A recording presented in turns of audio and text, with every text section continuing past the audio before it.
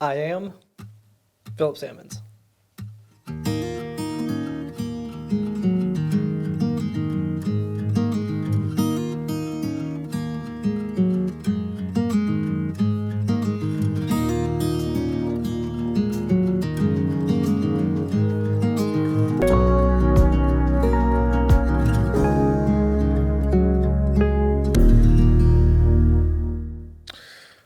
So it's great to be with you today and just talked a little bit. And so I'm excited just to have a conversation. I know Yeah. we've had a little bit of conversation before we even got started, but I just kind of want to hear about, describe your life before you accepted Christ. Can you describe how that was for you? Or Yeah, so I feel like mine's kind of uncommon, like in that I don't think I was necessarily like living a bad life or like anything like that. It was definitely a life kind of devoid of God, so obviously not great. Like obviously like that's easily understandable.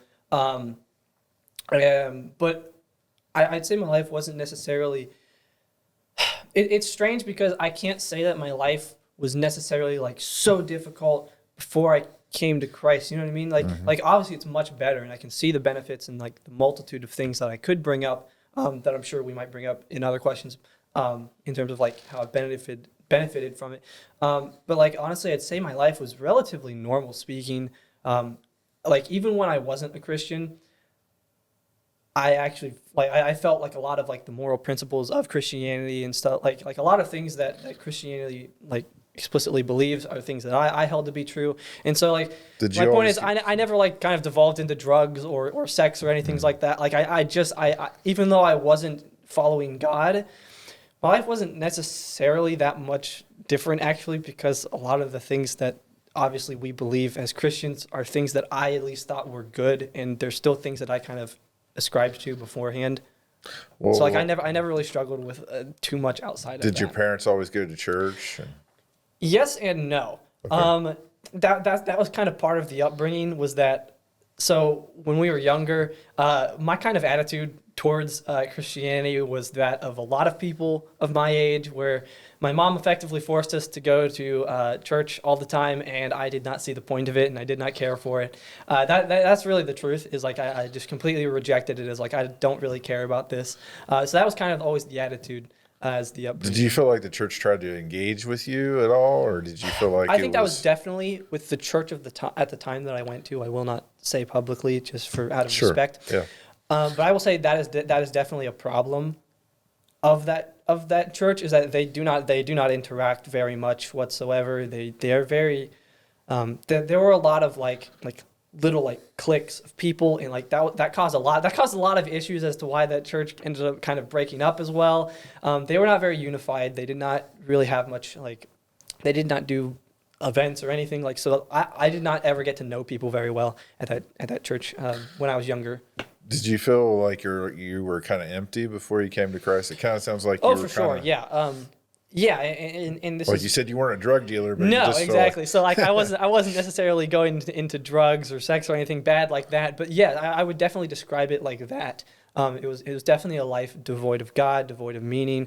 And this is actually like where like the time I really got it. Like at the time, for example, I didn't get anything like super bad like drugs or sex or anything. But like I delved heavily into philosophy. So like if you were to look like I guess at my life back then, it was devoid of meaning, and that's actually really that's what I was trying to find actually when I got invited to Porterfield. Like that, I was at that point in my life where I was like, I do not understand the meaning of this. I was just looking for any kind of meaning or purpose or value of life, and so I ended up obviously getting into things like philosophy and stuff like that. I still enjoy, yeah, it wasn't until like I came to Porterfield, that's a good way to describe it. That feeling of like emptiness and like actually finding a purpose and finding meaning and finding value, really kind of came into my life. yeah, it's so interesting that even as a non really Christian at that point that Yeah. you still were seeking something, right? Yes, and this is something I always talk about. I feel like my life is, or my the way that I came to God was a little bit different than like the norm, but I could also be wrong because this is a little bit of a stereotype.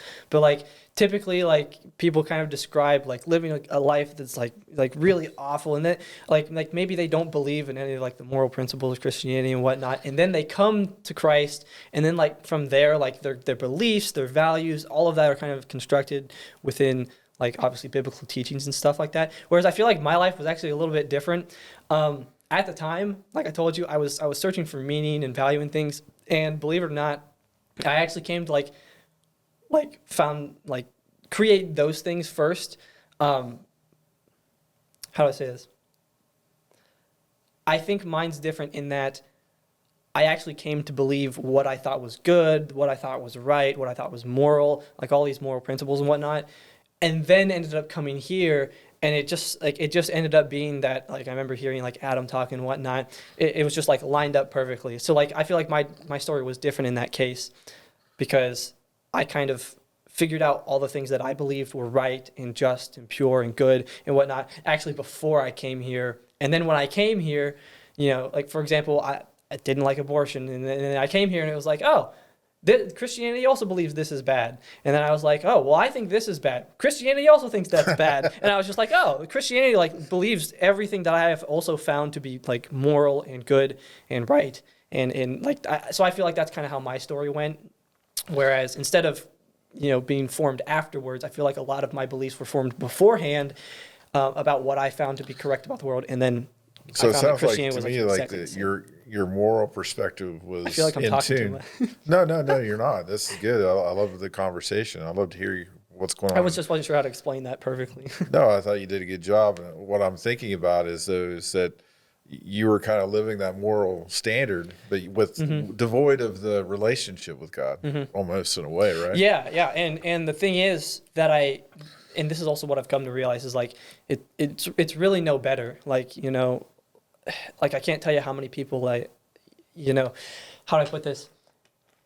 Just because you're on the right moral standing, like if it still doesn't come from a place of godliness, like you look at like current culture and society, and there are a lot of people who like politically might believe things that are good or proper, but if they're not coming from a place of God, what I've learned to realize is that you will ultimately end up in the same place, which is now. Like if you have become like without God, and your humanity of any society or any country or whatever like has become godless, they always, like, you can look at this historically, they always devolve into like where we are now, like problematically speaking. So like you can live like on the right moral backing and whatnot, but if you're still devoid of God, all of the like corruption is still going to seek its way in and weasel its way into whatever you're doing in life. And like that's also true because I will say this, even when I did find like, hey, this is what I believe and I believe this is good, when I was delving into like philosophy and stuff, because like I said, that's what I was doing and just trying to find some kind of meaning in my life. There were a lot of things that actually were not great that did end up weaseling their kind of way in. So if you're still devoid of God, like all you're doing is inviting that in anyways. Yeah. So at what point, kind of talking about the moment you made that decision to be a follower of Christ, what made you recognize that void that was there to the point where Christ became the answer? I think it really came into perspective when I realized, well, firstly, I started coming here and I started realizing like, oh, I believe this. Christianity also believes this. I believe that. So, and all those things lined up. I think it really hit home when I started to question. I was like, that's kind of strange. Like everything kind of lines up with what it's not supposed to. I was like, this is a little weird. And then I ended up reading. I can't remember where this is. I had this in my head beforehand. But I ended up reading that like God explains that like he's inscribed morality into all people like the moment they were born. All right, and so we know the difference between good and bad and evil. And that was really that one like kind of place where it talks about, I can't remember where it is in the Bible that talks about that, but it explicitly states, and God explains that he has inscribed morality upon humans from when they're born. And that was a huge point where I was like, oh, well, now it all makes sense. Like, this is why, like, we are not to listen to ourselves and our own desires, but for a large portion, sometimes your gut, like, really just gets things right. Like, even people who aren't Christians a large majority of them know what's right and wrong. Even if they're doing wrong, they know it's wrong, and they know it deep inside.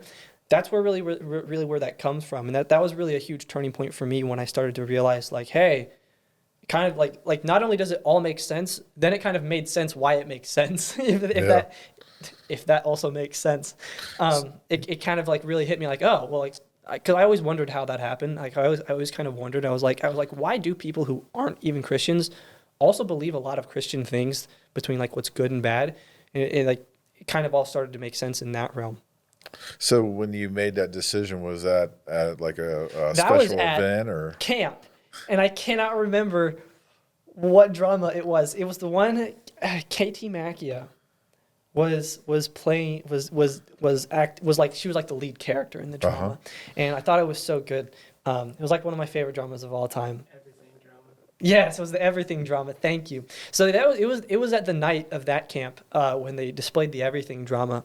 That was when I really came to accept Christ, and I think that really goes down. I think that really goes down to actually, like I remember right then and there actually feeling like I actually belonged somewhere. All right, and I didn't understand quite everything at that point, but I actually felt like I belonged somewhere. Yeah. And like it kind of goes back to like the very first time I was ever invited to youth. I talk about this all the time. The very first time I was ever invited to youth, I will literally never forget this. Literally walking into that room over there, and I enter the door, and Ryan's sitting in the refuge chair that y'all built, and he just goes. And just looks back. He just goes, Philip, just grabs me. He like jumps up, bear hugs me so hard it literally hurt. Literally caused me pain. Did you know? Did you think at that point, am I coming back here? I was like, oh, these people are crazy. But like I will never forget that moment. And that was a very similar moment to when I was at camp and I actually like, decided like, okay, I'm actually doing this now. And I actually wanted to like kind of wholeheartedly go into this.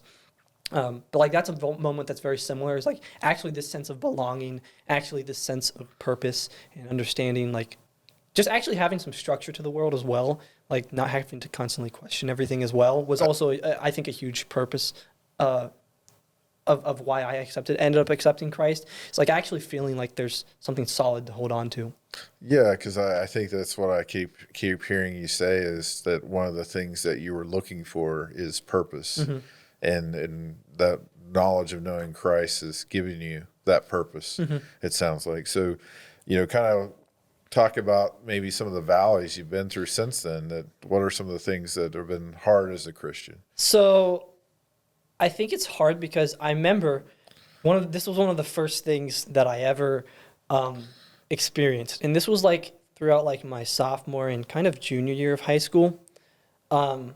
Has nothing to do with high school, but like that was the time period where I really struggled with, even though I had accepted Christ and I knew that I wanted to like follow this wholeheartedly, it was very difficult for me to. And I think the reason for that is because I kind of felt like this imposter syndrome, so to speak, where it was like I knew I had been rejecting it my entire life. It kind of created this like almost kind of angsty feeling where it was like, I don't know if I'm supposed to be here. Like I said, it created this imposter syndrome where I kind of didn't feel like I deserved to really be here or be doing anything. Like I remember when we were joking around in youth before I was about to speak for Youth Sunday. One of the greatest experiences of my life, I think, in terms of like influencing me to like really go hard for Christ was actually getting to preach on Youth Sunday. And I remember like that was a huge turning point actually for like that imposter syndrome kind of feeling that I had. But because I remember when everybody in youth, because it was actually everybody in youth who was like, you should preach. And I was like, okay. And that's literally how it happened. But like, I felt like who am I to be doing this? Who am I to be here? Who am I to be talking about anything? Who am I to be preaching to an adult congregation as a junior in high school? Like, you know what I mean? And I thought that was a great message at the time. I think that really, especially for that being my first time, was pretty good.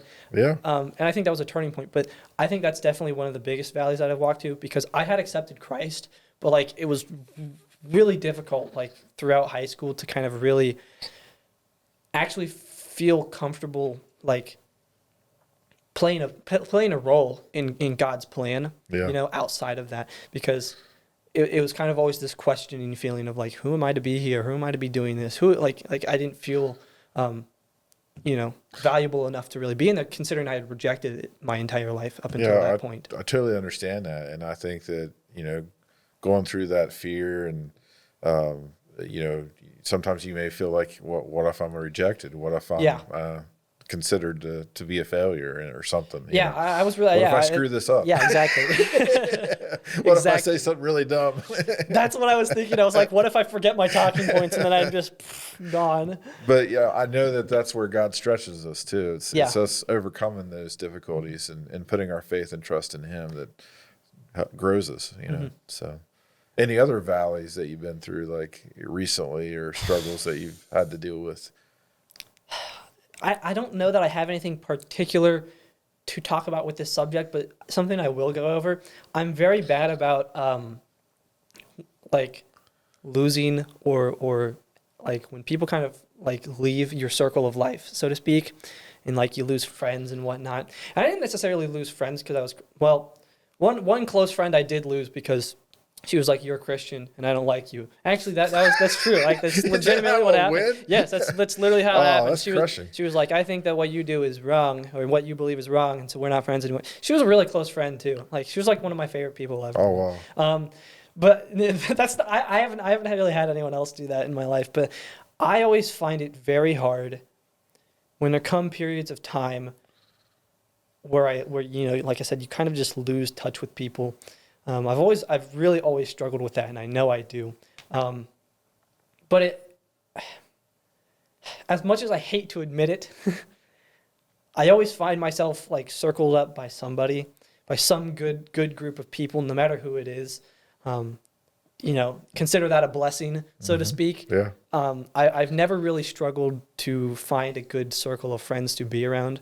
Even though that does end up changing for me a lot. And I think that's probably my biggest struggle just as an individual is like, I always feel like I'm constantly changing friend groups and it's like, can I not just like settle down for like a group? Really? I feel like trying to find a wife right now. Like, come on. A little stability, please. Yeah, come on. Like, describe a mountaintop experience that you've had with Christ. Mountaintop experience. Yeah. Was that probably preaching was one of them? Yeah. Preaching on that Youth Sunday was definitely one of them for sure. Have there been others? Yes. I think that most of my moments come from much smaller moments, so to speak, though.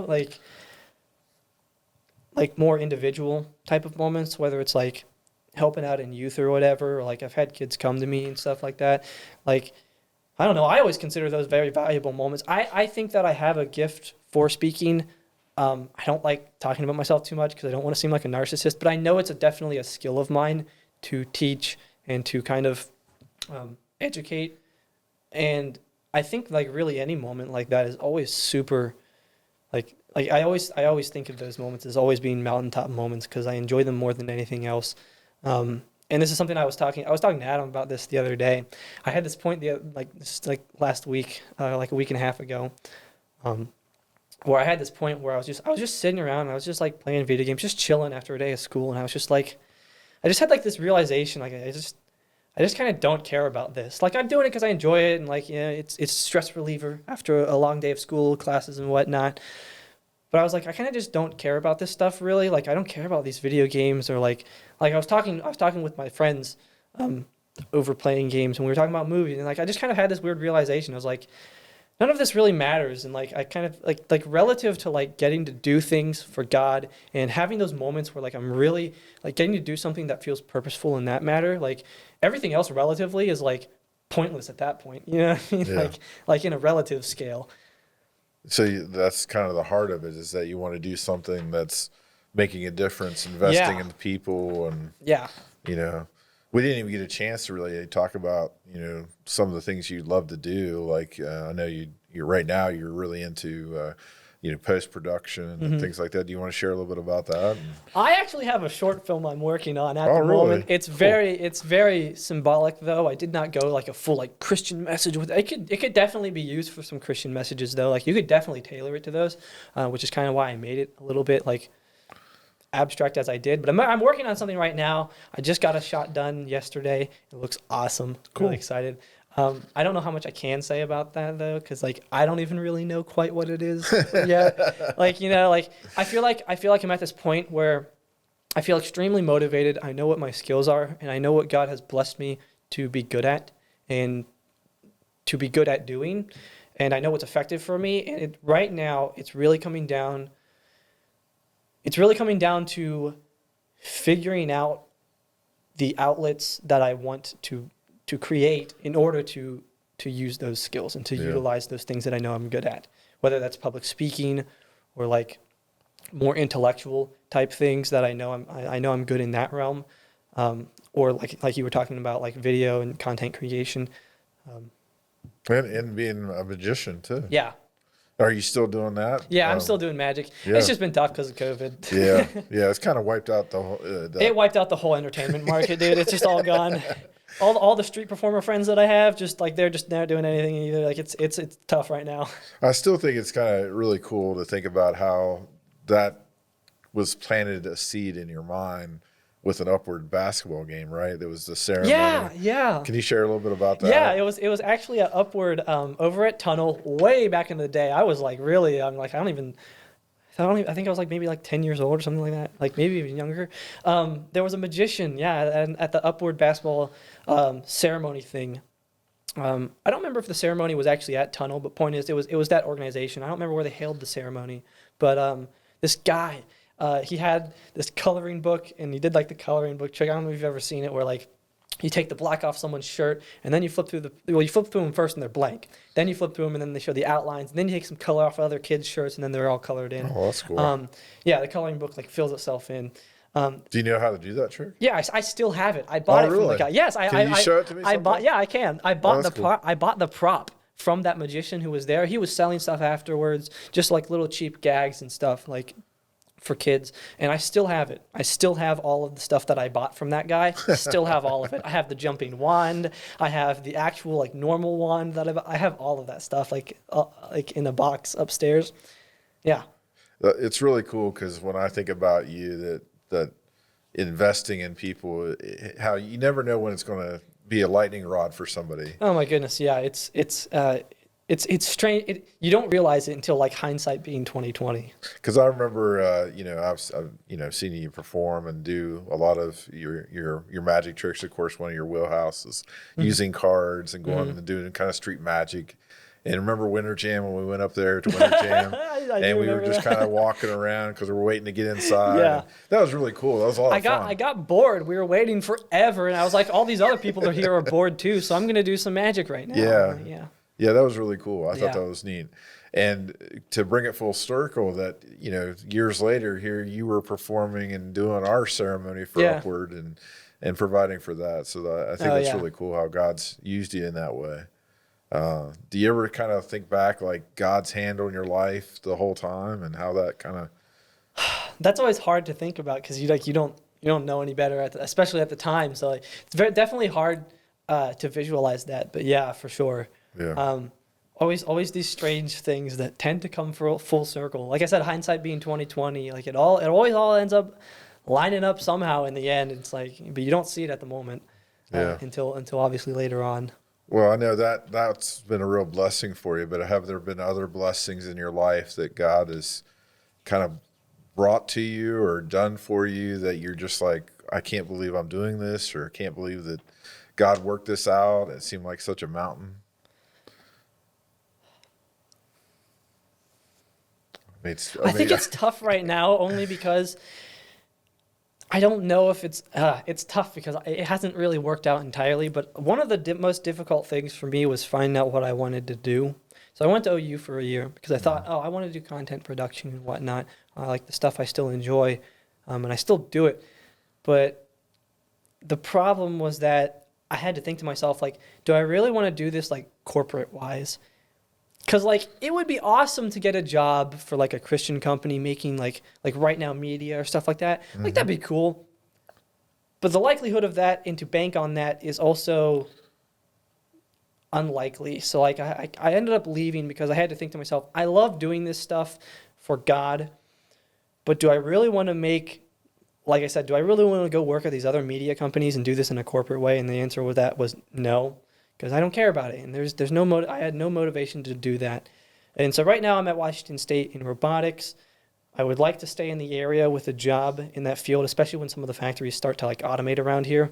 So I think it kind of is a blessing, but it's also tough because I feel like I'm still banking on an extent trying to be around here, because I don't know. It like this kind of goes back to what I was saying earlier, where like I kind of have had this realization lately that like I want to do something in this field. I don't know if I don't think that's necessarily preaching, but I've had this realization like I don't want to do anything that isn't for God as my main like primary work. It's just I'm not sure quite how to make that happen or what that looks like yet. And that's the toughest thing right now. Because I don't know where I stand with like, for example, my major in college and what like honestly, like relative to like what I want to be doing for God, even though I'm not sure what that is yet. Like even that feels pretty pointless relative, you know, If to I that. could And give so you, it's tough because I don't really know where I exactly fit in with, like I said, this kind of whole purpose. and just to be honest with you, that's a thing that a lot of people your age experience. You know, trying to figure out, okay, well, what door do you want me to go through, Lord? You know, what door is God opening for me? Because you don't always know the exact outcome or the exact thing. And that so that's going to lead it's also to. just really tough because like I have felt very called to be doing something for quite a few years now. And it's just tough because I don't know what that thing is. Like I've had so many people come to me, and I won't lie, I've had so many people tell me like you need to become a preacher, and I don't think my skill set necessarily fits within that. I think Being a preacher or being no. a pastor? Well, I'm not going to be honest. I don't really see the difference between the two. I've had so many What people. about an evangelist versus a pastor? You know, evangelist goes out and speaks at different locations. A pastor, you know, kind of shepherds I've actually the flock. heavily thought about that. I've thought about seeing if I could go to other places and speak, because I know that's more where my skill set aligns. Yeah. I just don't know. I'm not entirely sure. But like I've had people come to me and like they're like I remember like after I've had people still do it like just a couple months ago. Like, hey, you should really consider like being a pastor or whatever. And I'm just like I like that would be great. And but it's weird because like I feel I've prayed about it a lot. And I just feel like I know that like I could settle for that and it'd be great, and I know I'd still be doing great work, obviously. But I feel like God is calling me to something else, but like something better where I'm fitted just a little bit better. I think that's definitely up the line, like so to speak, up the alley of what I want to do. I want to be teaching. I want to be educating. I want to be spreading the word. It's just I don't know why I've prayed about it a ton, like so much it's unbelievable, and I feel like there's just something else that is better suited for me. It's just so hard for me to figure out what that is right now. Yeah. And I think at your age, you may not have all the answers, but you just got to take the opportunities that you're being given, just like being here, sharing with us today. And I know you're going to be speaking and preaching here some, so. And teaching youth too, right? You've been given opportunities to speak to the team. Yes, I taught a couple weeks ago, a little something there, and I would like to do more. I think I have some topics I definitely want to speak on there. My kids said that they really enjoy hearing you speak. Oh, So. I that's a big compliment. What was your topic the last time you spoke? It was on friendships, and I specifically wanted to take some more lesser known like things of the Bible. Like for example, one of the things I talked about was between like when you look like the story of like David and Goliath. A lot of people tend to like only focus on like David and Goliath, like him destroying, you know, taking down the Goliath with just the stone. But what they don't focus on afterwards is what happened like right after that, where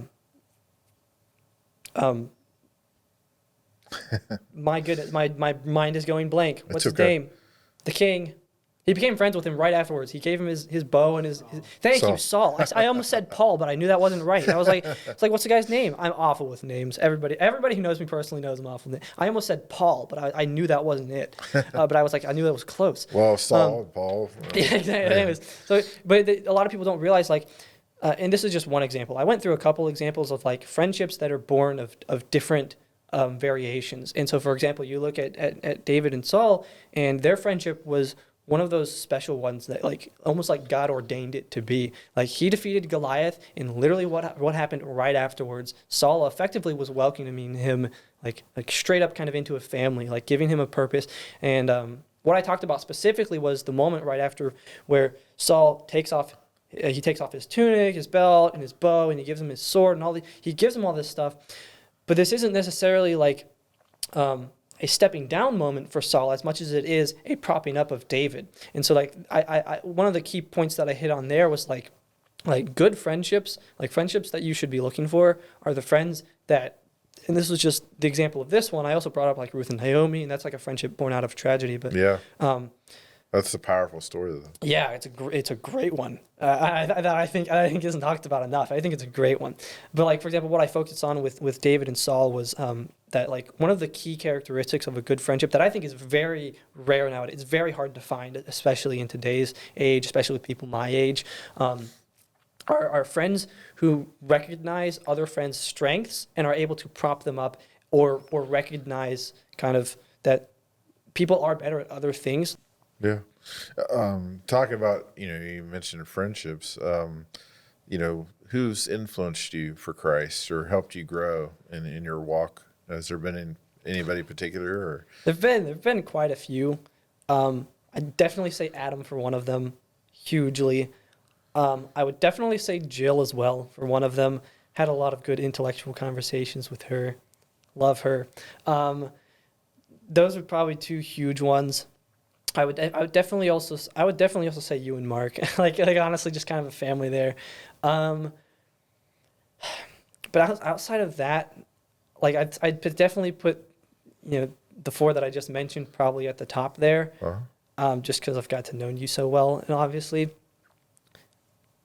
I would definitely say my friends as well, much less as like mentors, but kind of like, when I think of like Logan and Will, like just all of them and the Newlands and the Mac, like all of like kind of that friend group, definitely less of a mentor way, but more of like a family and kind of like a sense of belonging way.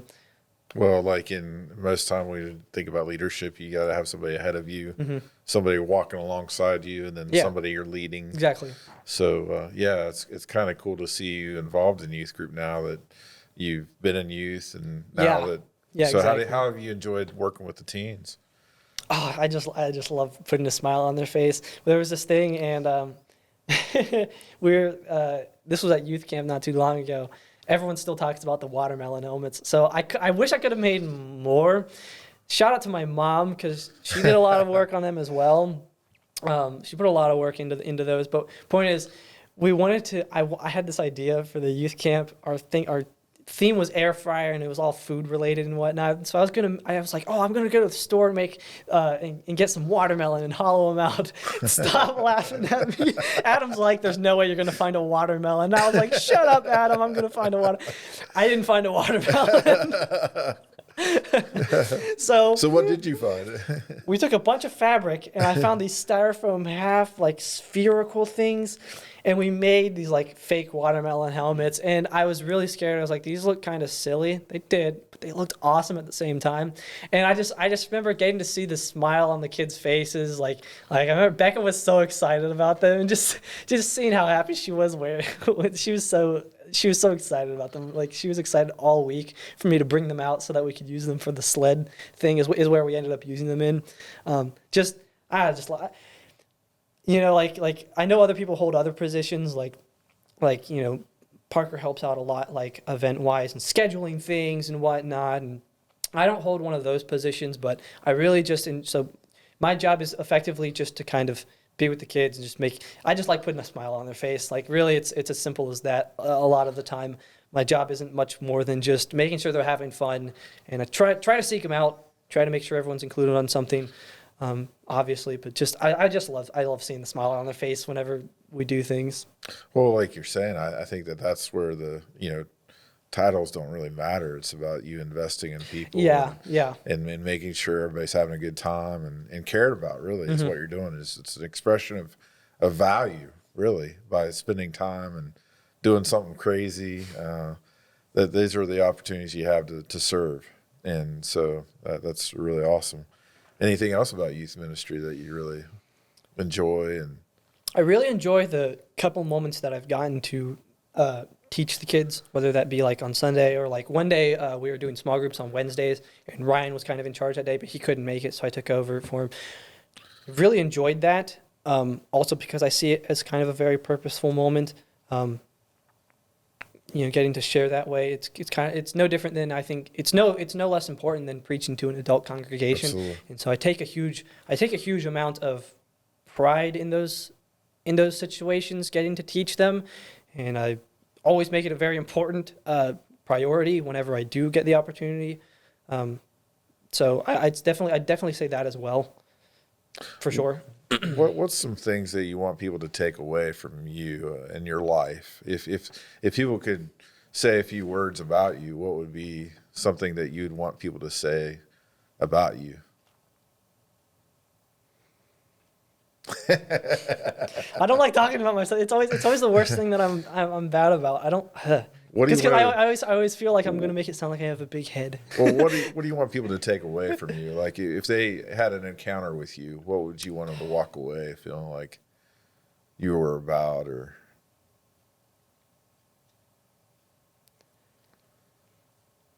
I would probably hope that maybe like I would probably hope that people might get the idea just to not stand down so much, and maybe just not, like hold back from your faith and your beliefs and things like that. We were kind of talking beforehand, and like I think a lot of Christians very shortly are pacified by this world, and I think that it's one of the largest things that kind of we as Christians have to wake up to, is like the idea of like not just conceding so much ground and actually just standing principled for our beliefs, because we know what is right and what is good. And I'm not going to say much more than that, but I would hope that they kind of get this idea that just to not be so scared all the time, to go out there and spread the word and really spread the gospel and really just fight for God, so to speak, and because we know what we're called to do, and it's not as complicated as we sometimes make it either. That's probably what I would hope, that's what I want to instill within people, and that's what I've felt very called to instill within people very recently. Like I said, even though I'm not sure what I want to do yet, that's like one of my main priorities, is really just kind of getting back to this, the truth that we need not be so scared to talk about our religion, and we shouldn't be, and we shouldn't let them push us down and pacify us like this, into. makes me think of the word courageous, right? Yeah. That you want people to feel courageous, or that you want them to, instead of being passive, be more courageous. Yeah, for sure. I definitely disagree. I would definitely agree with that. Describe how the church, I know you already shared a little bit of how Porterfield's impacted you, but how do you feel like it's helped you continue to grow spiritually? And I think it's definitely, I really think the biggest way for me, I really think the biggest way for me that church, because I feel like this is very much a thing that, like I've already told you, I kind of struggle with, is just like friends and maintaining, those close relationships. And that's what Porterfield, if anything, I would say is probably the most valuable thing that Porterfield's given me. And I only say that because I know that I'm able to be rather independent, like with like making sure I'm keeping up with the word and keeping up reading and pray, my prayer life and whatnot. And so those things tend to be things that like I don't necessarily need from the church. Like I know some might. So like I think definitely friendship and definitely like having that like sense of family here like a lot of the people here. I don't know everybody, but I know a lot of people here, Yeah. and just really getting to know them and having a place to come and just smile and be around them. Sounds like that, and I know we talked a little bit too about, the interaction, that's probably something that you feel like you get here. Oh yeah, for sure. Yeah, I think it's definitely one of our I think it's one of Porterfield. When I say our, I think it's one of Porterfield's greatest assets. Last question, really, and we'll see where it goes, leads after this. But, what steps do you take to continue to grow spiritually? What are some of the things that you do that maybe some people don't know that? So I'm hoping some people will kind of, I bet some people will kind of figure this out when I preach on the 20th. I'm a strong believer that, obviously everybody needs their fill and everybody needs fed, and that's super important too. And like having like a foundational understanding of like the Bible and knowing the stories and all that as well. Something I'm a huge believer in is kind of going just like really in depth, like analytically speaking. I think that sometimes we kind of get comfortable with like a certain amount of knowledge or a certain amount of understanding of the Bible, and sometimes we get comfortable with that knowledge that we have that's very rudimentary, like that's kind of a negatively connotated word, but I think sometimes we get. Let me start over. Rewind. Because I was like, this is going to be an awful question to edit if somebody has to edit this kind of down. It was an awful one. I was like, anyways. I don't know. It's natural. It's okay.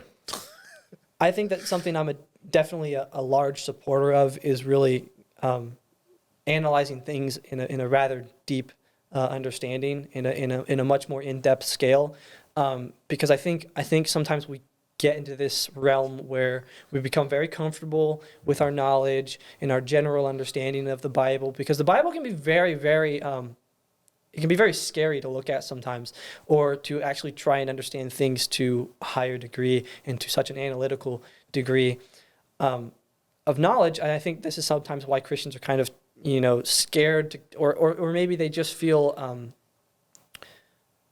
they feel very challenged by it. So that's something I'm a huge kind of advocate for, is like really taking apart and nitpicking some very in-depth details that I think sometimes we don't think about or that we don't bother to question, because there are some things that I think God doesn't explicitly tell us, and sometimes that's for very good reason.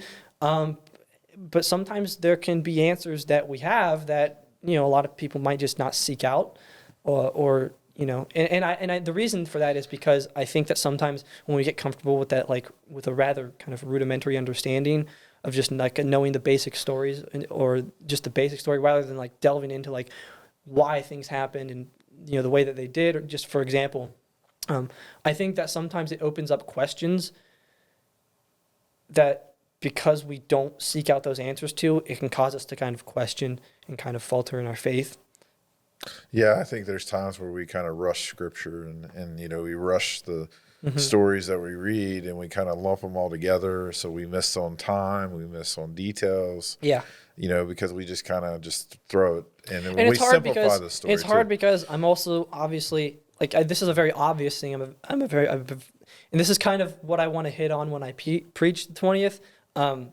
Something I kind of want to hit on is I know for a fact the topic I'm going over is going to be kind of complicated, and there's literally no way I'm going to answer everyone's questions in the mere 30 minutes. And in fact, I'm going to pose a few questions as well that, even though I am going into a pretty in-depth understanding of things and why they were the way they were, I know for a fact that the conversation is rather complicated, and I know I'm not going to be able to answer everything that everyone might come up with. And so I know people are probably going to sit in the pews and probably going to be like, but wait, what about like, no. And so my response is going to be when I preach that you need to go figure out those answers for yourself, or find out something that satisfies you in that realm. Mm-hmm. And a lot of it also does come down to faith. Like I said, there are plenty of things that God doesn't tell us, I think for good reason. Yeah. Because where would faith be if exactly. we knew everything, and would we really demonstrate or appreciate what's there if we don't put faith and trust, so that there is that balance of knowing answers, and then also having faith to not have the answers for questions that we may have. Yeah, for sure. But it doesn't give us an excuse just to It doesn't. sit back. Yeah, exactly. I think that I think something that's really interesting to me, because like I said, I kind of talked about like my life beforehand. I've always been a very logical person and just very like, that way about things. So it was always it still is one of the hardest things for me just to go, you know what, I don't know. Just have faith in it. Like, it's very hard for me to do that, and I know it's very hard for me. I know, like, I'm very open about the fact that I definitely struggle in that kind of realm of thinking, in that the ability to have faith. I know I struggle with that, probably more than other things. I struggle with that more than I do like understanding the logical implications of the Bible and all those details and whatnot. I don't really struggle with that, but I definitely do struggle in just kind of the accepting that some things don't have answers and the accepting that, but like you were saying, it doesn't always just give us an excuse. And I feel that that's also a problem sometimes, is a lot of people will look at a question that could be answered, even though it might take a good amount of analysis and some real in-depth diving. I feel like sometimes we do have a problem with going, just have faith on it, like just a bumper sticker slogan, just slap that puppy on there. It's like, well, yes, obviously, like it's an important, like it's not only important, it's integral to like our entire religion itself. Like faith is an integral proponent of that. But I think that shouldn't hold us back so often from going, well, this is a really difficult thing to answer, but we should at least try sometimes. And like I said, you might not come up with a perfect answer. Not everything can be answered to the fullest extent, but you might still find some type of satisfactory answer. Yeah. Is there anything that we didn't get to talk about that maybe you felt like, man, I'd like to share this with all my heart? I just hope I didn't talk for too long. I feel like my answers were more long than some people's answers would be. I don't know how long. I don't know how hard that would be to edit. We just talked about authenticity and natural. Well, no, it's just I know I know how short like this needs to be, like for the. No, I mean I think we're good, right? Okay. So, thank you so much for being here, though. Yeah. I really appreciate your heart, and I'm excited to see what the next chapter that God has for you, because I know right now you investing in teens and taking those opportunities to teach there and taking the opportunity to preach. I'm just excited to see where God takes you, because I know you want to be where God wants you to be. Mm-hmm. Yeah. I'm very excited too. I think it's just hard sometimes for me to know what I'm doing. And if I could give you some advice, just looking back on my life, there are times where God has us in waiting periods that we think is a waiting period. Yeah. But it's really an opportunity for us to just work with what He hands us in that moment. Yeah. Not that He's actually working behind the scenes to give us the go to take that next step, but even in the waiting time, God's still using you. Yeah. Yeah. Well, yeah. I think that's actually a perfect example. I think I would be a good example of that, because, like I said, like I'm kind of right in this perfect in between point where it's like I'm majoring in this thing, but I still don't want that to be the main core of my livelihood. I want to be doing something. I just don't know what that thing is yet. Yeah. But even in the meantime, still. I would even argue that like helping teach youth or to preach, and Mark and I were talking about this, like maybe, so long as I have time doing it more often, I think actually having those moments also continues to allow me to figure out my way there, so to speak. So like I would argue even that the points where God is using me in this in-between time are ways to lead me to where I need to be, or to where He wants me to be, yeah, what He wants me to be doing. I think for us to be a healthy church, I think sometimes it's good for us to hear from other voices, because sometimes we as ministers can be tuned out. So if we have different people sharing at different times, it kind of ignites that sense of, hey, it's not just one person or one pastor leading us. It's a group effort. We may have one lead pastor, but it doesn't mean that others can't be involved and be a voice in that too. Well, thank you so much for being here today. Yeah, I appreciate it. I'm always down to share ideas. Yeah, and we've talked about maybe some other projects down the road that we could maybe see you do, or maybe you could join with us. So we're excited. So thank you. Thanks for joining us today. Just sending off. I am, and hopefully this will be a series that we can bring everyone to and continue to do in the future. And we just want to hear people's stories. We're not the great I am, but we're the small I am. So thank you for joining us.